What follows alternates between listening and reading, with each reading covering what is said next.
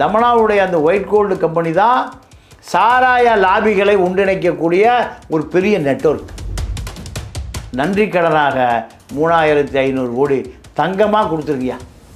பணத்தை கொண்டு வச்சு செல்லாத ராத்திரியாக சொல்லிடுறானுங்க. காப்பாற்ற முடியாது. வேறு 2000 நோட்டு வேறு அது செல்லாதுங்கிறார் மோடி. அப்போ தமனா விவரமா என்ன பண்ணிக்கிச்சு, தங்கக்கு மஞ்சளாக கொடுத்துருங்கய்யா. கோல்டு பிஸ்கட் கோதுமை பிஸ்கட்டெல்லாம் வேண்டாம். இந்த நடிகை தமன்னா மதுபான ஊழலில் எப்படி சம்மந்தப்பட்டிருப்பார்? தமனாவுடைய ஒயிட் கோல்டு நிறுவனத்திலிருந்து பேசுகிறேன்னா அத்தனை பேரும் ஆப்பாயிருக்கும். இதற்காக நீங்கள் 50 கிலோ தங்கம் 100 கிலோ தங்கம் ஒயிட் கோல்டு நிறுவனம் தான் பேலன்ஸ் பண்ணும், காப்பாற்றும். அவன் மக்களை ஏமாற்றியது 35,000 கோடி. இதெல்லாம் ஜெகன்மோகன் ரெட்டிக்கு தெரியும். இதில் கடைசியில் எவ்வளோ 3500 கோடிக்கு தங்கம் இருந்ததாக. அதே மாதிரி தமனாவை தொட்டால் அவ்வளோதான். தமனாவை தொட்டால் நீங்கள் ஃபயர் தான். ஆந்திரா ஜெயில் பூரா பல பேர் சிறையில் நிரப்ப வேண்டி வரும். யாரும் நடவடிக்கை எடுக்க முடியாது. என்ன காரணம் கேட்டிங்கன்னா, புதிய சிந்தனை நேயர்களுக்கு வணக்கம். இன்றைய சிறப்பு நேர்காணலில் நம்ம இருந்திருக்கும் சிறப்பு விருந்தினர் மூத்த பத்திரிகையாளர் திரு தமிழா பாண்டியன் அவர்கள். ஐயா வணக்கம். வணக்கம். உங்களுக்கு பிடிச்ச மிக பெரும் நடிகை ஐயா தமனா. அந்த பாட்டெல்லாம் கூட பாடுவீங்க, இந்த வா காவலான்னு.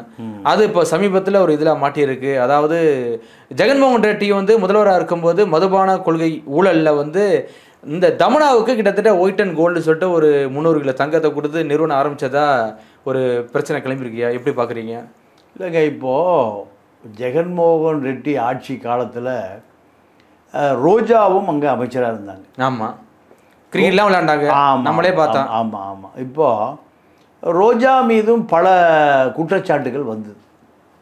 இப்போது ஆட்சி மாறி காட்சி மாறி மீண்டும் சந்திரபாபு நாயுடு வந்த பிறகு இப்போ தமனாவுக்கு ஒயிட் கோல்டு என்ற ஒரு நிறுவனத்தை ஆரம்பித்து, இந்த நிறுவனம் ஆந்திராவினுடைய அரசு விளம்பர முகவர்னு சொல்கிறாங்க. இந்த அம்மாவுக்கு நீங்கள் 300 கிலோ தங்கம், 300 கிலோ பித்தளை இல்லை தங்கம், 300 கிலோ வெள்ளி இல்லை, 300 கிலோ சில்வர் இல்லை, தங்கம் வாங்கி கொடுத்ததாக செய்தி வருது. இந்த நடிகை தமன்னா ஜெகன்மோகன் ரெட்டி அரசாங்கத்தில் மதுபான ஊழலில் எப்படி சம்மந்தப்பட்டிருப்பார்? ஒன்று வரி ஏய்ப்பு நடந்திருக்கும். ஆமாம், அதாவது ஏறக்குறைய ஒரு 50% கலால் சுங்கத்துறை வரி. இது மறைக்கப்பட்டு இருக்க வேண்டும். இல்லை, இவ்வளவு ஊழல் நடக்கிறதுக்கு வாய்ப்பு இல்லை. இந்த சுங்க வரி மறைக்கப்படுவதற்கு தமனாவுக்கு என்ன தொடர்பு? இல்லை, தமனாவை ஏன் இதில் கொண்டு வரணுங்கிறேன். இல்லைங்க, அதாவது இந்த மதுபான லாபி இருக்குல்ல, அரசியலையே தீர்மானிக்கிற லாபி. நீங்கள் தமிழ்நாட்டு அரசியலை தீர்மானித்த மாதிரி சமீபத்தில். ஆமாம், நீங்கள் இப்போ பல நாட்டு முதலமைச்சரை மாற்றுவதே யார்? இந்த லிக்கர் லாபி தான். உதாரணத்துக்கு டெல்லியில் ஆம் ஆத்மி கட்சி. நீங்கள் ஆம் ஆத்மி அரவிந்த் கெஜ்ரிவாலுடைய அரசியல் வாழ்க்கை சாராயத்தில் தான் முடியணும்னு இருக்குது. அவர் என்ன பண்ணுறாரு, அரசிடம் இருக்குது மதுபான உற்பத்தி உரிமை, அரசிடம் இருக்குது. அரசிடமிருந்து அதை தனியாருக்கு மாற்றுறார். தனியாருக்கு மாற்ற வேண்டிய தேவை ஒரு நேர்மையான முதலமைச்சர் அரவிந்த் கெஜ்ரிவால்.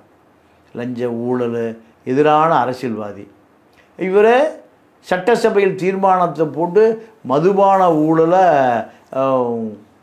இந்தியா முழுமைக்கும் பார்க்கக்கூடிய ஊழலை தனியாருக்கு மாற்றுறார். தனியாரிடம் பல கோடிகளை வாங்குறார். எதுக்கு? பஞ்சாப் அரசியலுக்கு வேணும், குஜராத் அரசியலுக்கு வேணும்.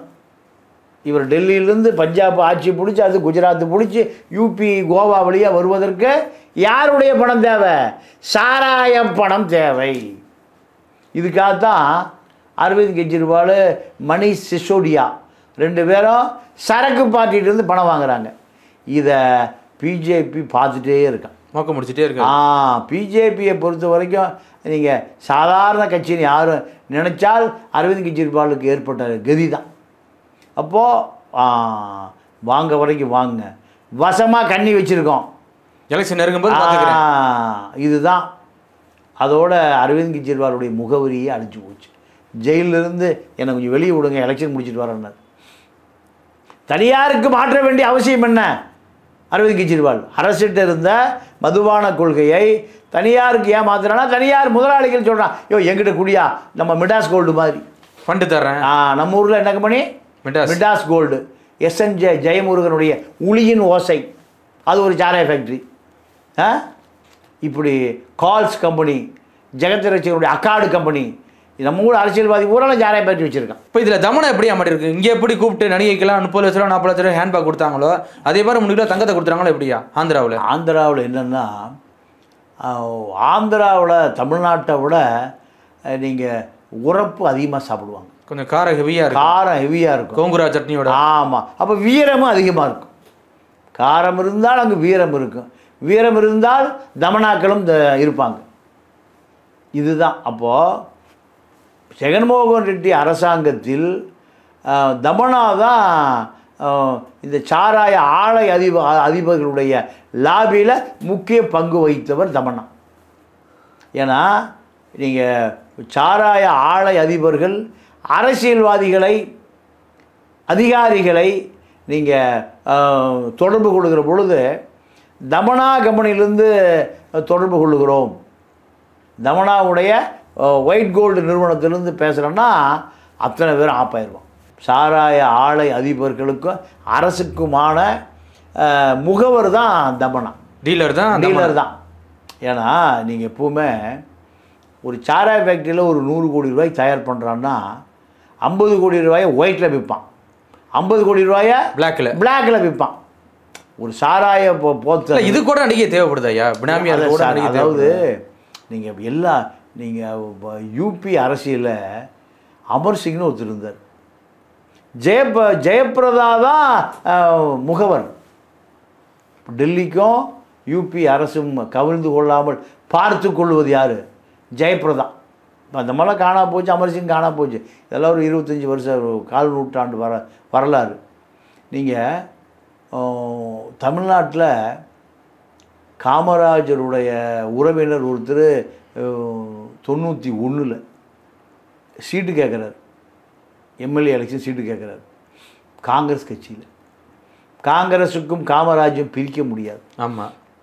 ஆனால் அதே நேரத்தில் சஞ்சய் ராமசாமின்னு ஒருத்தர், அவர் யாருன்னா ஸ்ரீதேவியுடைய தங்கச்சி புருஷன், அவரும் சீட்டு கேட்குறாரு. அப்புறம் அவர் எம்எல்ஏ ஆகிட்டார். அவங்க அப்பா தான் ஹரியானா நீதிபதியாக இருந்தார், ராமசாமின்னு ஒருத்தர். இம்ப்ளீச்மெண்ட்லாம் கொண்டு வந்து அவரை காலி பண்ணாங்க, அவரை விரட்டி விட்டாங்க. அப்போது விருதுநகர் சீட்டு யாருக்கு? காமராஜ் பேரனுக்கா ஸ்ரீதேவி தங்கை கணவனுக்கான போட்டி வந்துடுச்சு. போட்டி வந்தோடனையும் நடிகை வின் பண்ணிட்டாங்களா? நடிகை தாங்க வின் பண்ணுவாங்க, தமனாக்கள் தான் ஜெயிப்பாங்க. ஸ்ரீதேவி பம்பாயிலிருந்து, அப்போ ராஜீவ் காந்தி தான் காங்கிரஸ் கட்சியினுடைய தலைவர். அவர் இதில் இருக்கார், காஷ்மீரில் தேர்தல் பிரச்சாரத்தில் இருக்கார். இந்த அம்மா பம்பாயிலேருந்து ஃப்ளைட்டில் எங்கே போகுது? காஷ்மீர் போகுது. காஷ்மீர் போய் ராஜீவ் காந்தியை பார்த்து, அங்கே டெல்லியில் சரியான குளிர், உங்களுக்கு தான் தெரியும். ஆமாம். குளிரில் சீட்டை வாங்கிட்டு வந்துடுச்சு. இங்கே யார்? காமராஜ் பேரன் காணாமல் போயிட்டார். ஸ்ரீதேவியினுடைய தங்கை கணவர் சஞ்சய் ராமசாமி எம்எல்ஏ ஆகிட்டார். இதெல்லாம் அரசியல், அதை மாற்ற முடியாது, மாற்றவே முடியாது. இப்போ வரைக்கும் நடிகை தான் தேவைப்படுறாங்க, நடிகை தான். அப்போ என்னென்னா, ஆந்திரா அரசியலில் தமனா மூலம்தான் இந்த சாராய லாபி, சாராய ஆலை அதிபர்கள் எந்த நடவடிக்கை இல்லாமல் பார்த்து கொள்ளப்பட்டார்கள். 50 நீங்கள் ஒரு வருஷத்துக்கு ஒரு 1000 கோடி ரூபாய்க்கு ஒரு தொழிற்சாலை தயார் பண்ணுவான். 500 கோடி கணக்கில் வரும், 500 கோடி கள்ளக்கணக்கில் வரும். இந்த கள்ளக்கணக்கில் வருகிற அரசு அதிகாரியினுடைய இந்த கலால்துறை, சுங்கத்துறை அதிகாரிகளை நீங்கள் இந்த ஒயிட் கோல்டு நிறுவனம் தான் பேலன்ஸ் பண்ணும், காப்பாற்றும். இதற்காக நீங்கள் 50 கிலோ தங்கம், 100 கிலோ தங்கம், இதில் கடைசியில் எவ்வளோ 3500 கோடிக்கு தங்கம் இருந்ததாக இப்போது செய்தி வருது. 3500 கோடிக்கு தங்கம்னா 35,000 கோடி மக்களுடைய வரிப்பணம் ஏமாற்றப்பட்டிருக்கு. 35,000 இது 10% தானே? ஆமாம், நீங்கள் கணக்கில் வந்து தானே. 3500 கோடி தங்கம் வாங்கி கொடுக்குறான்னா நீங்கள் ஒரு முதலாளி 350 கோடிக்கு ஏமாற்றிருப்பான். அப்போ 10 முதலாளி 3500 கோடி தங்கம் வாங்கி கொடுத்துருக்கான். அவன் மக்களை ஏமாற்றியது 35,000 கோடி. இதெல்லாம் ஜெகன்மோகன் ரெட்டிக்கு தெரியும், ஆந்திராவில் அன்றைய ஆளுநருக்கும் தெரியும், மத்திய உளவுத்துறையான ஐபிக்கும் தெரியும், சிபிஐக்கும் தெரியும், எல்லா பிபிபிஐக்கும் தெரியும். ஆனாலுமே யாரும் நடவடிக்கை எடுக்க முடியாது. என்ன காரணம் கேட்டிங்கன்னா, ஜெகன்மோகன் ரெட்டி மோடி அரசாங்கத்தோடு நெருக்கமாக இருந்தார். நீங்கள் ஆந்திராவில் எப்பவுமே லிக்கர் லாபி ரொம்ப பவர்ஃபுல் லாபி. சுப்புராம ரெட்டின்னு ஒருத்தர் இருந்தார். அந்த சுப்புராம ரெட்டி தான் ஆந்திராவினுடைய உடையார். அப்போ உடையார் தான் பெரிய சாராய முதலாளி. ஆமாம், தமிழ்நாட்டு ராமச்சந்திர உடையார் இருக்கார்ல, ராமசாமி உடையார், அவர் தான் சாராய கிங் எம்ஜிஆர் காலத்தில் அதிபர். அதே போல் ஆந்திராவின் சாராய உடையார் தான் சுப்பிராமி ரெட்டி. நீங்கள் அந்த ஹயாத் ஹோட்டல்லாம் இருக்குல்ல, அங்கே ஒரு ஹோட்டல் இருந்தது, அதான் அவர் ஆரம்பித்தார் அறிவாலயத்து பக்கத்தில். ஆமாம், அவர் கொல்லப்பட்ட பிறகு அங்கேயும் கை மாறி போச்சு. இப்போ அவருடைய வாரிசாக நர்சா ரெட்டி வந்திருக்கார். நர்சா ரெட்டி இப்படி பல ரொட்டிகள் வர்றாங்க. எல்லாம் யாருன்னு கேட்டிங்கன்னா எல்லாம் தமனா உடைய கம்பெனியிலிருந்து தான் வர்றான். ஏன்? தமனாவுடைய அந்த ஒயிட் கோல்டு கம்பெனி தான் சாராய லாபிகளை ஒன்றிணைக்கக்கூடிய ஒரு பெரிய நெட்வொர்க். அந்த நெட்வொர்க்கு தான் டெல்லி வரை, டெல்லியில் மத்திய கலால் துறை, சுங்கத்துறை, இன்கம் டேக்ஸ், அமலாக்கத்துறை வருகிற பொழுது இந்த ஒயிட் கோல்டு நிறுவனம் தான் லாபி செய்து இவர்களை காப்பாற்றும்.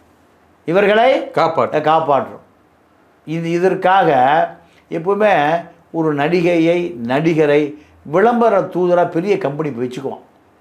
என்ன காரணம்? கணக்கு காட்டுவதற்கு மட்டுமல்ல, கணக்கு பண்ணுவதற்காக. கணக்கு பண்ணுவதற்கு. கணக்கு என்பதே அது பல ரூபத்தில் இருக்கும். கணக்கு பல பேரை கணக்கு பண்ண வேண்டியதாக இருக்குது. பல கணக்குகளை அழிக்க வேண்டியிருக்கு, பல கணக்குகளை திறக்க வேண்டியிருக்கு, பல கணக்குகளை மூட வேண்டியிருக்கு, பல புத்தகத்தை எரிக்க வேண்டியிருக்கு. இதெல்லாம் கணக்கு தானே. இப்போ தான் கம்ப்யூட்டர் வந்துருச்சு. அப்போல்லாம் என்ன இருக்குது? கணக்கு நோட்டு புத்தகங்கள் தான். பல கணக்கு நோட்டு புத்தகங்கள் மூட வேண்டி இருக்கும், பல கணக்கு நோட்டு புத்தகங்களை திறக்க வேண்டி இருக்கும். இதெல்லாம் பண்ணால் தான் இந்த லிக்கர் லாபி காப்பாற்றப்பட வேண்டும். அது நீங்கள் அன்றைய முதலமைச்சராக இருந்த ஜெகன்மோகன் ரெட்டி வரை பல கணக்கு புத்தகங்கள் கணக்கு காணாமல் போயிருக்கு.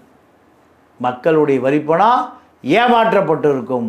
அது தமனாவுடைய ஒயிட் கோல்டு நிறுவனம் அதுக்கு நன்றி கடனாக 3500 கோடி தங்கமாக கொடுத்துருக்கியா.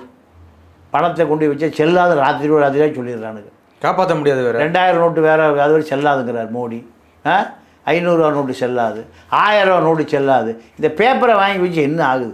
அதனால் தமனா விவரமாக என்ன சொல்லியிருக்கு?